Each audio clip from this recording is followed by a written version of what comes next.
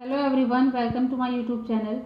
ये वीडियो आपके लिए आज बहुत बेनिफिशियल होने वाला है क्योंकि इसमें हम पूरा डिस्कस करेंगे एआई से रिलेटेड जो भी इंफॉर्मेशन आपको चाहिए वो सारा इस वीडियो में मिलेगा। जॉब प्रोफाइल क्या होती है, सैलरी क्या होती है, एग्जाम पैटर्न क्या होता है, आपको क्या क्या पढ़ना है, स्ट्रैटेजी क्या होनी चाहिए प्रिपरेशन की, सारी चीज़ें। तो इस वीडियो को आप पूरा ज़रूर देखिएगा। बिना आपका टाइम वेस्ट किए मैं आपको सारी डिटेल्स बताना शुरू करती हूँ। And this will be very helpful for all the students who are preparing for AI junior executive common cadet. So we will start our video now. सबसे पहले हम यहाँ पे बात करेंगे जो हमारी कॉमन कैडेट की पोस्ट है वो कितनी है। यूआर में 99 है, ओबीसी में 63, ईडब्ल्यूएस कैटेगरी में 23 है, एससी में 35 और एसटी में 55। फिर हम यहाँ पे बात करेंगे कि इसका सिलेक्शन प्रोसेस और इसकी सैलरी क्या होगी। तो आप यहाँ पर देखिए इसकी अलग अलग कई पोस्ट आई हैं, जैसे कि junior executive common cadre, senior assistant, junior assistant. यहाँ पर आपकी कॉमन कैडर की जो पोस्ट है वो ग्रुप बी में आती है और इसकी सैलरी आपको 40,000 मिलेगी। इन हैंड जो है वो अप्रॉक्सीमेटली 40,000 मिलेगी। सीनियर असिस्टेंट की इन हैंड आपको अप्रॉक्सीमेटली 36,000 मिलेगी और जूनियर असिस्टेंट की आपको 31,000 अप्रॉक्सीमेटली मिलेगी। ये यहाँ पर सैलरी जो आपको मिलेगी और ये बहुत अच्छी जॉब है, इसमें सैलरी बहुत अच्छी होती है। सीनियर असिस्टेंट, जूनियर असिस्टेंट ये ग्रुप सी की हैं और ये जो हमारी junior executive common cadre post है ये हमारी ग्रुप बी की है। ये जॉब अगर आप करते हो तो आपको रिटायरमेंट तक आपकी जो सैलरी होगी वो हो जाएगी 1,40,000 अप्रॉक्सीमेटली आपकी सैलरी होगी जब तक आप रिटायरमेंट लोगे। इतना ज़्यादा आपकी सैलरी में इंक्रीमेंट हो जाएगा अगर आप अभी से ज्वाइन करोगे और आपके रिटायरमेंट तक। अब हम यहाँ पे बात करेंगे इसका सिलेक्शन प्रोसेस क्या होता है। सबसे पहले आपका ऑनलाइन एग्ज़ाम होगा। जो ऑनलाइन एग्ज़ाम क्लियर करेंगे, कट ऑफ क्लियर करने के बाद उनका डॉक्यूमेंट वेरिफिकेशन होगा। यहाँ पर आपका वॉइस टेस्ट होगा, फिर आपका बैकग्राउंड वेरिफिकेशन होगा पूरा। फिर यहाँ पर एक टेस्ट और होगा, साइको एक्टिव टेस्ट, ये भी टेस्ट होगा इसमें। और सबसे मेन बात क्या है, ये बहुत अच्छी अपॉर्चुनिटी है सारे कैंडिडेट्स के लिए क्योंकि इसमें कोई भी निगेटिव मार्किंग नहीं है। आपको फोकस करना है थोड़ा और ये बहुत अच्छी अपॉर्चुनिटी है कि आप एग्ज़ाम क्लियर कर सकते हो। जो भी हमारे ग्रेजुएट एस्पिरेंट्स हो उन सब के लिए ये बहुत ज़्यादा बेस्ट अपॉर्चुनिटी है और इस अपॉर्चुनिटी को अपने हाथ से जाने मत दें। इस फॉर्म को ज़रूर फिल करके इसमें बहुत अच्छे से आप मेहनत करके सिलेक्शन ले सकते हो। अभी एआई का नोटिफिकेशन जो आया उसमें एग्जैक्ट अभी एग्ज़ाम पैटर्न नहीं दिया गया है, लेकिन यहाँ पर आपको सारे सेक्शंस पढ़ने हैं, mainly GA, reasoning, maths, English. But यहाँ पर जो अभी एटीसी की इससे पहले वैकेंसी आई थी उसकी बिहाफ में मैं बताती हूँ कि एग्ज़ाम का पैटर्न क्या हो सकता है। यहाँ पर 2 सेक्शंस में आपका पेपर आएगा, पार्ट ए और पार्ट बी। पार्ट ए में जो आएगा वो इंग्लिश के 20 क्वेश्चन होंगे, मैथ्स के 15 होंगे, रीजनिंग के 15 होंगे और जीए के जनरल अवेयरनेस के 10। तो ये टोटल जो है वो 60 क्वेश्चन हो जाएंगे। फिर हमारा जो पार्ट बी होगा उसमें 60 क्वेश्चन होंगे, जिसमें से 30 क्वेश्चन होंगे वो मैथ्स के होंगे और 30 फिजिक्स के। तो टोटल 60 और 60 टोटल 120 हो जाएंगे। ये अभी जो एटीसी का हुआ था उसमें था, लेकिन ये जो हमारा जो अभी है वो जूनियर एग्जीक्यूटिव कॉमन कैडर का, हो सकता है इसका पैटर्न थोड़ा वो चेंज कर दें। लेकिन पैटर्न चेंज करने के बाद भी आपको 4 सेक्शंस जो है वो तो पढ़ने ही पढ़ने हैं, जिसमें मैथ्स, रीजनिंग, इंग्लिश और जीए आपको फोकस करना है। क्योंकि अगर पैटर्न चेंज करेंगे तो फिर भी ये 4 जो हमारे पास सेक्शंस होते हैं ये तो कंपलसरी कि हर एग्जाम्स में पूछे ही पूछे जाते हैं। इसमें हो सकता है कि ये कम कर दें, फिजिक्स मैथ्स के क्वेश्चंस ना दें, बट ये 4 जो हमारे सेक्शंस हैं ये 4 सेक्शंस तो आपको पढ़ने ही पढ़ने हैं। इनमें नंबर ऑफ क्वेश्चंस इंक्रीज कर सकते हैं बट ये क्वेश्चंस तो आपके आएंगे ही आएंगे। ये जो हमारा पेपर होगा ये होगा हमारा 120 मिनट्स का होगा और इसमें टोटल 120 क्वेश्चंस आएंगे। अब हम यहाँ पे बात करेंगे कि आपकी स्ट्रैटेजी क्या होनी चाहिए, आपको प्रिपेयर कैसे करना है, कौन से टॉपिक से कितना पढ़ना है, आपको जनरल अवेयरनेस में कौन कौन से टॉपिक्स पढ़ने हैं, मैथ्स में कौन कौन से टॉपिक्स में फोकस करना है, ये सारा मैं आपको डिस्कस करके आज अभी बताऊंगी।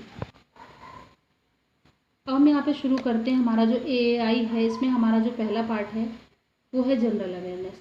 इसमें हमें फोकस कर कि जो टॉपिक्स आते हैं वो कौन कौन से हैं। लेकिन इससे पहले मैं एक बात क्लियर कर दूं कि आपको जो जनरल अवेयरनेस है उसमें 3 पार्ट्स में आपको रेडी करना है, इसको प्रिपेयर करना है। कैसे? आपको पहले तो करंट अफेयर्स पे फोकस करना है, फिर स्टैटिक जीके और फिर सब्जेक्ट वाइज भी आपको पढ़ना है। अगर आप ये चीज़ फॉलो कर लेते हो कि आपने पहले करंट अफेयर्स प्रिपेयर कर ली, स्टैटिक जीके प्रिपेयर कर ली और सब्जेक्ट वाइज, तो बहुत ईजी हो जाता है। या फिर आप ऐसे कर सकते हो, पहले स्टैटिक जीके प्रिपेयर कर लो, सब्जेक्ट वाइज प्रिपेयर कर लो, फिर लास्ट में आप करंट अफेयर्स पढ़ सकते हो। लेकिन ये 3 पार्ट्स में डिवाइड करके अगर आप पढ़ोगे तो आपके लिए बहुत ज़्यादा बेनिफिशियल हो जाएगा, बहुत ईजी हो जाता है जो जनरल अवेयरनेस आती है उसको कवर करने में। तो यहाँ पे हम बात करेंगे कि जनरल अवेयरनेस में पहला पॉलिटी में आपको क्या क्या पढ़ना है। आर्टिकल्स 1773 से लेकर 1997 एक्ट जो भी इतने एक्ट्स हैं वो, जो हमारे नए चेंजेस हो रहे हैं, जो हमारे नए चेंज हुए हैं, न्यू चेंजेस वो भी पढ़ने हैं, कॉन्स्टिट्यूशन अमेंडमेंट्स पढ़ने हैं, रिसोर्सेज पढ़ने हैं, पार्ट्स पढ़ने हैं सबके, जो क्योंकि पार्ट्स बहुत इंपॉर्टेंट है कि पहले कितने थे अब कितने हैं। फिर हमारे जो करंट चेंजेस हो रहे हैं जैसे कि भी नए पार्लियामेंट, उससे रिलेटेड क्वेश्चन आएंगे। फिर हम बात करते हैं स्टैटिक जीके। स्टैटिक जीके में आपको rivers, lakes, hills, mountains, country boundaries, honours award and honours, important organisation, festivals, classical and folk dance, capital, countries, ये सारी चीज़ें आपको पढ़नी है। इसमें से आपका काफ़ी पार्ट है जैसे river, lakes, hills, capital, countries, ये हमारा ज्योग्राफी में भी कवर हो जाएगा। ये स्टैटिक जीके के पार्ट हैं, आपको पढ़ने ही पढ़ने। इसके अलावा और भी चीज़ें हैं इंपॉर्टेंट, वो मैं बता रही हूँ कि सब्जेक्ट, ये था पहला जो आपको बताया मैंने, ये पॉलिटी के हिसाब से था, ये हमारा स्टैटिक था। अब हम बात करेंगे सब्जेक्ट में आपको सबसे ज़्यादा फोकस करना है हिस्ट्री, पॉलिटी, इकोनॉमिक्स, ज्योग्राफी और साइंस। ये जो हमारा हिस्ट्री है इसमें आपको 3 पार्ट्स में पढ़ना है, ancient history, modern history, medieval history. हमें इसमें वॉर और बैटल ज़रूर पढ़ने, क्योंकि वॉर और बैटल्स जो होते हैं मोस्ट इंपॉर्टेंट, ये पेपर में पूछे जाते हैं। फिर आपको मॉडर्न हिस्ट्री में जो हमारे बैटल्स, वॉर ये तो पढ़ने ही पढ़ने, साथ में जैनिज्म, बुद्धिज्म से related, emperor dynasty, Tughlaq dynasty, Syed dynasty, Khilji dynasty, फिर हमारा जो औरंगज़ेब, हुमायूं, अकबर, ये जो हमारे रूलर थे इन सब से रिलेटेड, दिल्ली सल्तनत, मुगल एम्परर, ये सब भी आपको पढ़ना ही पढ़ना है।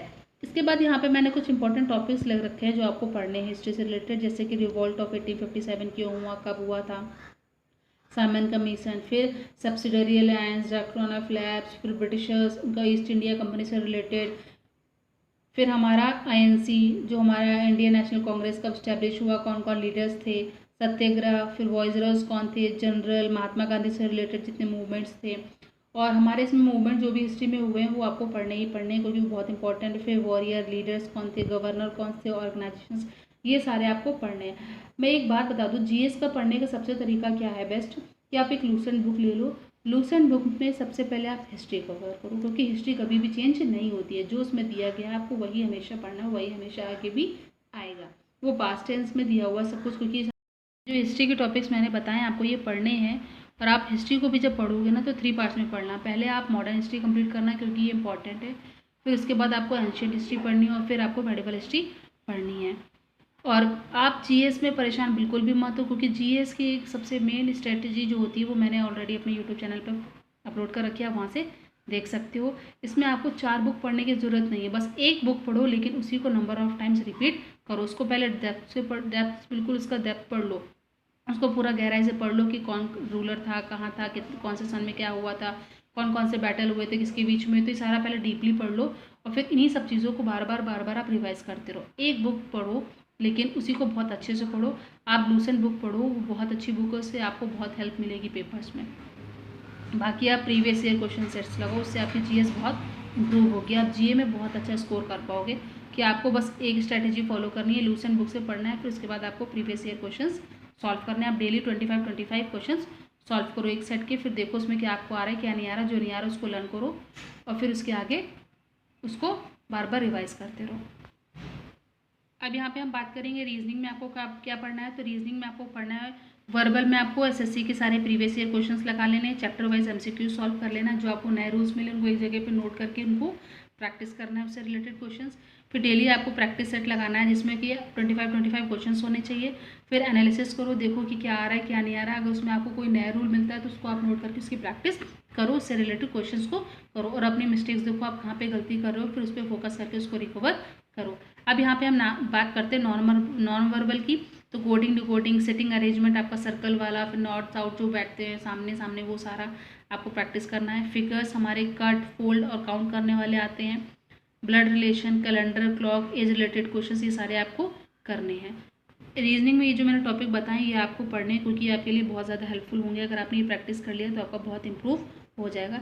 अब यहाँ पे हम बात करते हैं मैथ्स में आपको percentage, CI, SI, HCF, profit and loss, mixture, DI, geometry, mensuration, SSC level की जो भी मैथ्स होती है वो आपको पढ़नी है। रीजनिंग जो होती है वो पढ़नी है। आपके पास अगर किरण बुक है तो आप उनसे ही, जैसे एसएससी सीजीएल में क्वेश्चन आते हैं, आप सेम वैसे इसकी प्रैक्टिस करो, आपको बहुत हेल्प मिलेगी और आपकी स्कोरिंग भी बहुत अच्छी होगी। आप मैथ्स में अपना टाइम मैनेजमेंट देखो और कैलकुलेशन देखो कि आपकी कैलकुलेशन में कितना स्पीड आपको लग रहा है, फिर उस हिसाब से कितना कम से कम समय में आप ज़्यादा से ज़्यादा क्वेश्चन सॉल्व कर पाओ, ऐसी आपकी स्ट्रेटजी होनी चाहिए।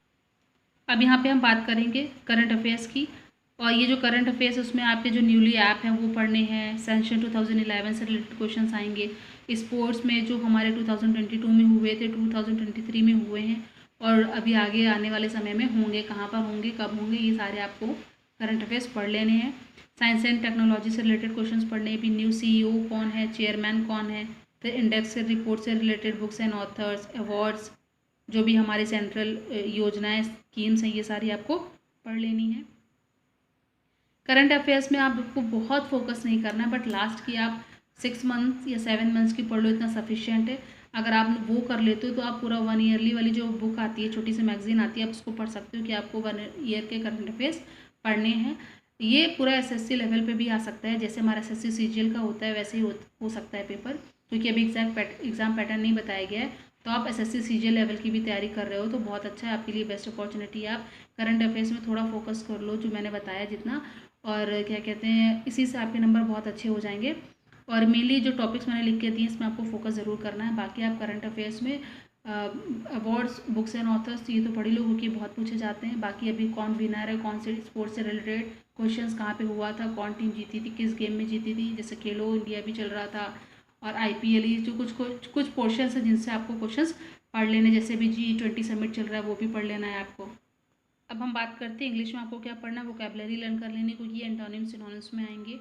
फिर 1 वर्ड पढ़ लेना है, कॉम्प्रिहेंशन, टेंसेस, प्रीपोजिशंस, आपको ग्रामर रूल पढ़ लेना है। ग्रामर रूल के लिए आप नीतू मैम की बुक पढ़ सकते हो।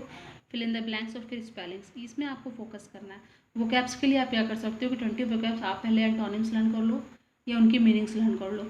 आप सबसे बेस्ट है कि आप उनकी मीनिंग्स लर्न कर लो, 20 आज लर्न कर लो, और फिर कल जब पढ़ोगे तो 20 पहले वो आपको रिवाइज करने हैं, फिर उसके आगे आपको 20 और लर्न करने हैं। ऐसे 20 करके डेली आप लर्न करते जाओ तो आपकी वोकैब्स भी प्रिपेयर होती जाएगी। लेकिन आपको ये याद रखना है कि जो 20 वोकैब्स आज आपने लर्न किए वो कल आपको पहले रिवाइज करने हैं, उसके बाद ही उसके आगे के आपको लर्न करने हैं। और इसमें 1 वर्ड सब्स्टिट्यूशन भी बहुत आएंगे। ग्रामर रूल्स के लिए आप यूट्यूब चैनल में रानी मैम की हेल्प ले सकते हो, या फिर आप नीतू मैम की बुक से भी पढ़ सकते हो, वो भी बहुत अच्छी बुक है। बाकी आप प्रैक्टिस जितना ज़्यादा से ज़्यादा लगाओगे आपका स्कोर उतना ज़्यादा इंप्रूव होगा। आपको लास्ट 3 to 5 ईयर्स के प्रीवियस ईयर क्वेश्चंस ज़रूर लगाने, क्योंकि वो अगर आपने लगा लिए तो आपका स्कोर बहुत ज़्यादा इम्प्रूव हो पाएगा, और आप अपने आप को एनालिसिस भी कर पाओगे कि आपको किस पोर्शन में ज़्यादा टाइम लग रहा है, कहाँ पे आपको दिक्कत हो रही है, क्या पूरा आप एनालिसिस कर पाओगे कि आपको किस चीज़ पर ज़्यादा फोकस करने की नीड है। और टेंसेस के रूल्स आपको बहुत आने चाहिए, डायरेक्ट इनडायरेक्ट आना चाहिए, नरेशंस आने चाहिए, एक्टिव एंड पैसिव, ये चीज़ें आपको ग्रामर में फोकस करनी है, उनके रूल्स आपको पता होना चाहिए, क्योंकि एरर्स डिटेक्शन आते हैं तो एरर डिटेक्शन आप तभी कर पाओगे जब आपको रूल्स पता होंगे। ये स्ट्रैटेजी है, मैं बताऊंगी आपको। अब मैंने तो स्ट्रैटेजी बता दी आपको कौन कौन सी करनी है, कैसे करना है, भाई मैं बुक्स बताती हूँ। जो SSC प्रीवियस ईयर की आती है किरण की, आप वो रीजनिंग के लिए प्रैक्टिस कर सकते हो या फिर पिनाकल के कर सकते हो।